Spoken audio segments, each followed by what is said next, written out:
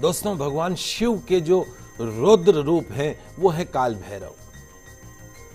शास्त्र कहते हैं कि इनके प्रकट होने का जो दिन है वो मार्गशीर्ष मास के कृष्ण पक्ष की अष्टमी तिथि है। जिस तरीके से आप अपने बच्चे का बर्थडे मनाते हैं, ठीक उसी दिन सोमवार को काल भैरव का बर्थडे मनाइएगा, हैप्पी बर्थडे मनाइएगा, केक काटिएगा। आप अपने बच्चों को जैसे प्रसन्न करते हैं वैसे ही भगवान के जन्म दिवस पे उनको प्रसन्न कीजिए, आपकी जिंदगी में सुखों की कमी नहीं आएगी। तो 21 नवंबर को हमारे सबसे प्रिय श्री काल भैरव जी का हैप्पी बर्थडे आप ध्यान रखिएगा।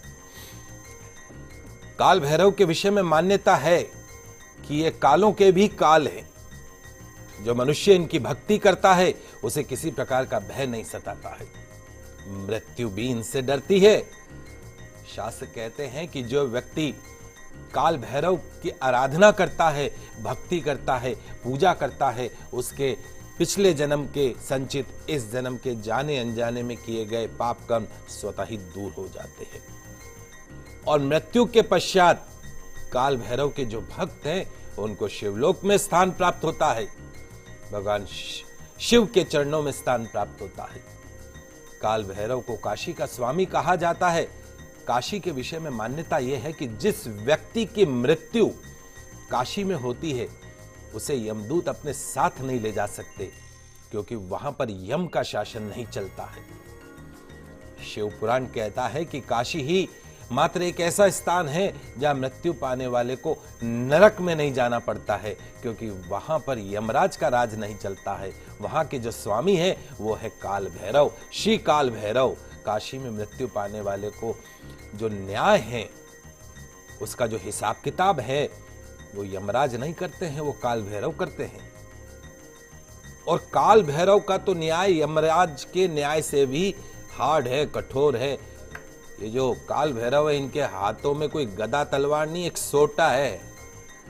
और काशी में मृत्यु पाने वाले का जो भी पाप होता है उसके पाप को दूर करने के लिए काल भैरव जो है वो मृत व्यक्ति की आत्मा की सोटे से पिटाई करते हैं। जो जितना पाप करता है, जो जितना पापी होता है, वो सोटा मतलब समझ गए ना, उतनी ही पिटाई होती है। तो आप सोच लीजिए आज आप और हम रोज कितने पाप कर्म करते हैं, हमारी भी ऐसी पिटाई होने वाली है आगे जाके। तो आज से ही सुधर जाएं, ज्यादा अच्छा है। कम से कम पाप करना बंद कर दें, अपमान करना बंद कर दें,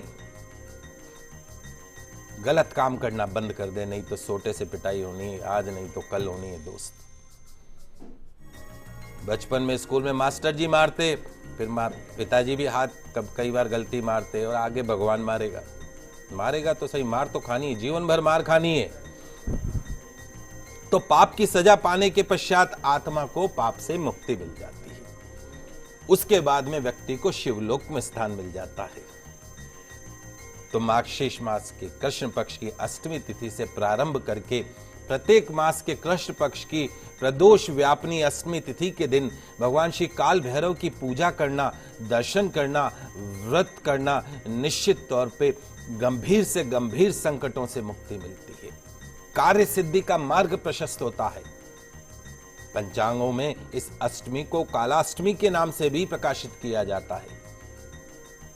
कलयुग में काल के भय से बचने के लिए काल भैरव की आराधना सबसे अच्छा उपाय मानी गई है। काल भैरव को शिव का ही रूप माना गया है।